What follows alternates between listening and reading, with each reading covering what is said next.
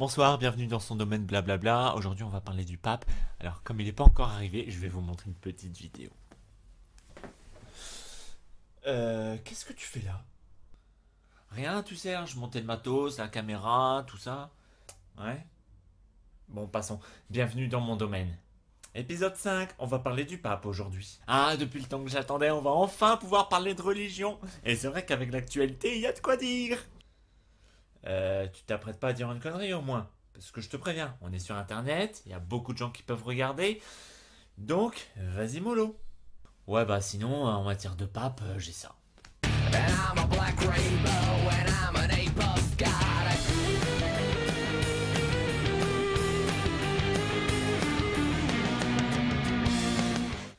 Ah bah j'ai eu peur.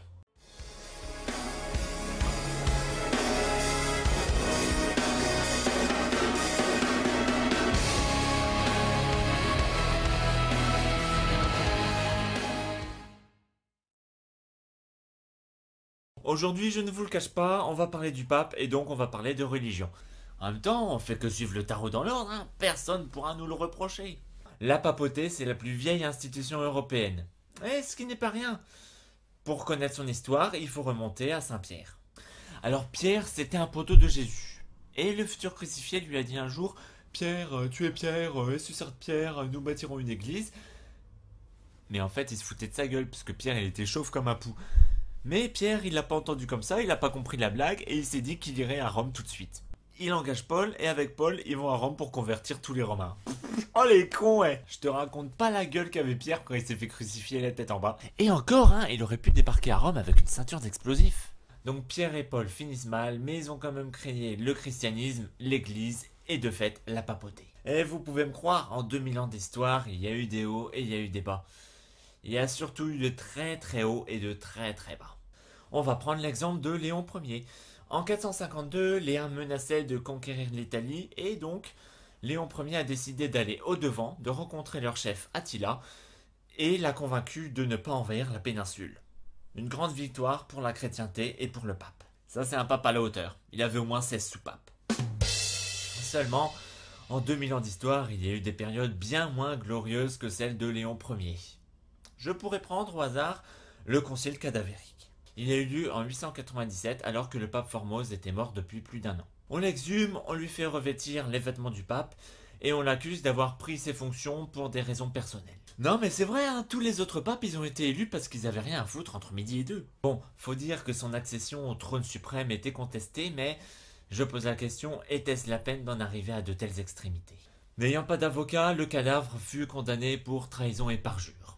On lui a coupé les deux doigts de la main, on l'a dépouillé de ses habits et on a jeté la dépouille dans le Tibre. Je veux pas dire, mais c'est quand même pas très écolo de jeter un pape dans la rivière. Cette charmante petite histoire pour vous dire quoi? Pour vous dire que l'autorité du pape a été parfois très contestée. Il y a même eu des périodes où il y avait deux papes qui régnaient en même temps. Les papes officiels et les antipapes qui contestaient l'autorité. Au total, 32 antipapes ont contesté l'autorité papale sur une période allant du 3e au 12e siècle. Autre exemple que je pourrais citer et non des moindres, la famille Borgia. Les Borgia, c'est une famille espagnole qui a gagné avec le temps de plus en plus d'influence jusqu'à réussir à nommer deux de ses membres à la fonction suprême. Il y a eu Alonso Borgia, à savoir Calixte III, et Rodrigo Borgia, à savoir Alexandre VI. Ce dernier d'ailleurs aimait énormément les femmes et l'argent. Si c'est comme ça qu'on fait vœu de pauvreté, j'arrive! Il nomme un de ses fils illégitimes, à savoir Cesare Borgia, au rôle de cardinal alors que le gamin n'avait que 17 ans. Cesare était un garçon débauché et violent. Certaines rumeurs disent qu'il aurait tué son frère. Ouais mais de toute façon la fin justifie les moyens, hein. J'aurais fait pareil. Il a inspiré le comte Machiavel dans son livre sur le pouvoir, Le Prince. Dans la fratrie, on pourrait parler de sa sœur Lucrezia Borgia. Elle était à la fois débauchée et intrigante, mais à son crédit, elle aimait bien s'entourer de savants et d'hommes de lettres à qui elle donnait beaucoup d'argent. Pour ma part, je pardonne tout à quelqu'un de cultivé. Je crois que vous l'aurez compris, tous les hommes d'église ne sont pas des saints. Ah, loin de là, j'ai d'ailleurs un extrait qui le prouve. Ici, ceux qui aiment la musique, c'est ceux qui aimeraient bien quelque part être transformés en singe géant. On est d'accord? We will no longer be oppressed by the fascism of Christianity. And we will no longer be oppressed by the fascism of beauty. Ok, pour le reste de la vidéo, tu vas être bâillonné. Mais non, je voulais juste dire que dans certaines religions... Et c'est maintenant parti dans la joie et la bonne humeur pour l'analyse de la carte. On le voit bien, le pape c'est un vieil homme avec une barbe. Et il fait face à deux personnages. On notera que c'est la première carte où on voit plus d'un personnage apparaître. Évidemment, on voit le pape de face et les autres de dos. D'ailleurs, on peut remarquer dans leurs cheveux qu'ils ont une sorte de tonsure. Encore des gamins qui ont fait les cons avec la tondeuse de papa. Hein. Si la figure du pape est clairement définie, celle des deux autres l'est moins. Et il peut s'agir de moines qui assistent à une cérémonie, de fidèles qui viennent lui demander une faveur, mais aussi d'élèves qui écoutent une leçon ou d'enfants qui écoutent un grand-père raconter une histoire. Le pape est évidemment le pendant masculin de la papesse, et on remarque, comme pour l'impératrice et l'empereur, que le pape arrive en deuxième position. La première qui reproche au tarot de pas être féministe, c'est mon pied dans les noix. Mais ici, il y a une sacrée différence. Plusieurs cartes les séparent, et en même temps, ils ne se regardent pas. Si la papesse représentait l'introspection de l'apprentissage, le pape, lui, représente la diffusion du savoir. Le pape, lui, est tourné vers l'avenir. Ses paroles seront actes et les actes dessineront l'histoire. Dans ce cadre, on peut imaginer que les deux personnages à qui il parle représentent le futur. Pour revenir sur la notion d'orateur, est-ce que quelque chose vous choque sur la carte? Le pape n'a pas de jambes. Il va enseigner, mais il ne va pas agir. Ce n'est pas un homme de terrain. Le pape cul-de-jatte, on aura tout vu. Qu'il n'a pas besoin d'aller sur le terrain. Il peut envoyer ses disciples à sa place. Fuyez, pauvre fou! Évidemment, ce personnage a tous les attributs du pape. Il a la tiare. Et pour ceux qui veulent plus de détails, la papesse a le même chapeau. Il a aussi la croix papale qui entre dans la tête d'un de ses moines. Avoir un bâton enfoncé dans la tête, c'est un peu violent. Peut-être s'agit-il d'un coup du pape pour réprimander un de ses élèves, mais peut-être, plus métaphoriquement, est-ce que cela veut dire que l'enseignement religieux entre progressivement dans la tête de l'enfant? L'éducation religieuse est souvent longue et dure, hein? Continuons sur ses attributs, il porte un gant avec une petite croix dessinée dessus. C'est un symbole de pureté, et le geste qu'il fait avec est un geste de bénédiction. En portant ce gant, il n'agit pas en son nom propre, mais au nom de la religion entière. Moi j'ai des gants Mappa, ça veut dire que quand je fais la vaisselle, je le fais au nom de Mappa? Passons aux enfants maintenant, il peut s'agir de jumeaux, de bâtards, ou ils peuvent représenter aussi des secrets de famille. On ne voit pas leur visage, et le visage, c'est le seul moyen de reconnaître quelqu'un véritablement dans la rue. Les deux enfants sont anonymes, et sans doute cachés. Regardez comme ils se ressemblent, on dirait des jumeaux. Ou peut-être des frères et sœurs. Il y a en tout cas un lien de parenté très fort. Autre fait important, il y a des mains qui traînent un peu partout autour des enfants. Certains diront qu'il s'agit des mains des enfants, simplement, mais d'autres y verraient des mains extérieures qui viennent pour les agresser. On l'a vu, il y a un des enfants qui se fait brutalement violenter par le pape. Comme par hasard, c'est l'enfant qui est à la gauche du pape. La gauche, vous le savez, c'est la direction du mal et des ténèbres. Peut-être est-ce que cet enfant est la forte tête ou le cancre de la classe. Ah, le mauvais élève, ce paria de la société. Moins extrême mais tout aussi grave, on pourrait y voir des harcèlements scolaires. Les mains tapant dans le dos, elles sont hors de vue du pape. Nous avons fait maintenant notre petit survol, on va maintenant se pencher sur le tarot de Rider.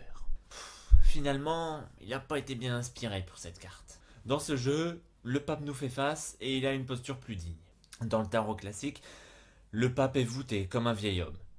Ici, si on regarde son visage, on voit que le pape est dans la fleur de l'âge. Pour les symboles, rien ne change. On retrouve la tiare, la crosse, les gestes sont quelque peu plus grandiloquents, mais c'est tout ce qui change.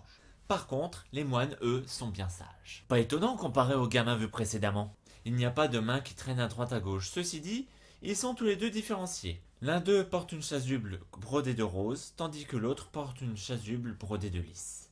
Ouais, des fringues avec des grosses fleurs comme ça, même ma grand-mère en voudrait pas. Le lys et la rose, on les a déjà vus, n'est-ce pas? Pour ceux du fond qui suivent pas, on va pas répéter, hein. Le lien du battleur est dans la description. Seul symbole qui va apparaître dans le jeu de Rider, on va voir au pied du pape les clés du Vatican. Faudrait qu'il les ramasse quand même, c'est un coup à les perdre ces clés.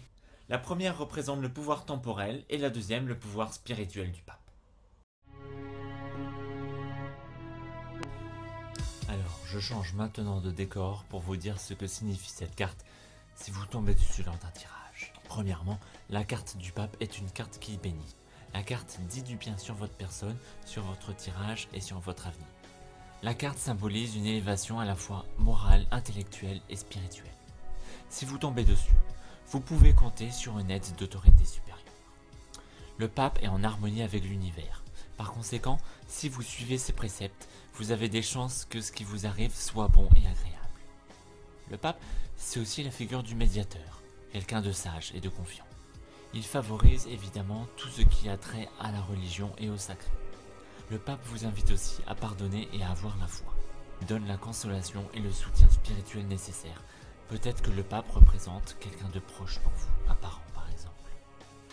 Ceci dit, le pape peut très bien représenter l'autorité.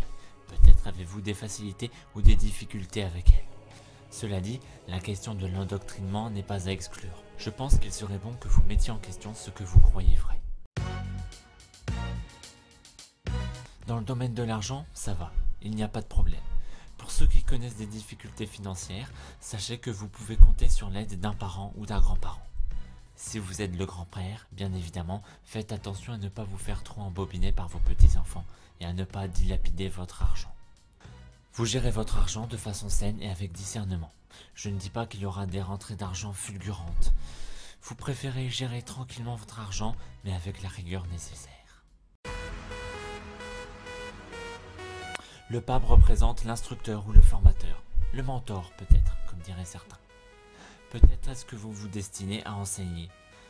Autre cas de figure, vous pouvez accepter un stagiaire sous votre aile et vous allez l'aider à s'envoler. Faites attention cependant, il ne faut pas refuser de voir votre élève un jour vous dépasser. Le pape représente à la fois le clergé, donc les métiers de l'église, mais aussi les métiers de robe, comme les juges ou les avocats. Pour ce qui est de la santé, le pape représente un vieil homme. Vous commencez à sentir le poids des années peser sur vos épaules. Vous êtes épuisé et fatigué parce que vous venez de vivre. Reposez-vous. Peut-être serait-il temps que vous commenciez à écrire vos mémoires pour les transmettre aux générations futures. Amour. En couple, vous vivez une relation tranquille. Vous vivez en bonne intelligence avec l'être aimé. Plus concrètement, si on regarde la carte, 2 personnes devant le pape, ça veut dire qu'il y aura peut-être un mariage en préparation. Je ne vous le cache pas, on a ici affaire à un vieil homme. Le pape n'est pas le personnage le plus vigoureux du tarot. Le drapeau est en berne. Peut-être y aura-t-il des frustrations à ce niveau. Et voilà, maintenant vous savez tout ce qu'il faut savoir sur votre carte. J'espère que vous avez apprécié cet épisode. Pour les plus motivés d'entre vous, le pouce vert est en bas de l'écran, donc n'hésitez pas à lui bousiller sa gueule. Pour ceux qui sont intéressés par les autres épisodes, tous les liens sont dans les descriptions. La fin de l'année arrivant, je vous souhaite un bon vent et de joyeuses fêtes. J'espère que le Père Noël, Saint-Nicolas ou le Pape vous aura apporté tout ce que vous aurez souhaité.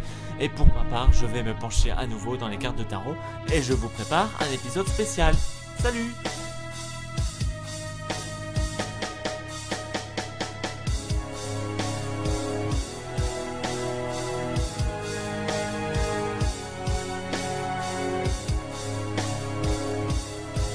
Alors les amis, comme la dernière fois, on va essayer d'imiter le pape dans sa posture. Je m'installe sur le podium. Oui, le bâton, vous l'avez remarqué, c'est un manche à balai. Parce que j'ai demandé au curé du coin, il n'a pas voulu me donner sa crosse. Donc voilà, je me retrouve avec un manche à balai. Je vous donne l'adresse du curé dans la description pour que vous puissiez l'insulter ou envoyer des mails de Maurice. On va faire semblant qu'il y a des enfants ici. Hein. Ils sont pas là, mais on fait comme si vous prenez la main de bénédiction. Voilà, comme ça, les 3 doigts, les 2 index et majeur, et vous les collez comme ça, un peu comme Monsieur Spock, mais sauf que vous fermez les 2 derniers doigts de Monsieur Spock. Ça fait un peu comme un pistolet, finalement. Bon, évidemment, chez vous, essayez d'imiter, ou alors si vous êtes au boulot, essayez d'imiter, mais sans vous faire gauler, hein, ce serait quand même dommage. Et maintenant, on peut prendre la photo. Sourire!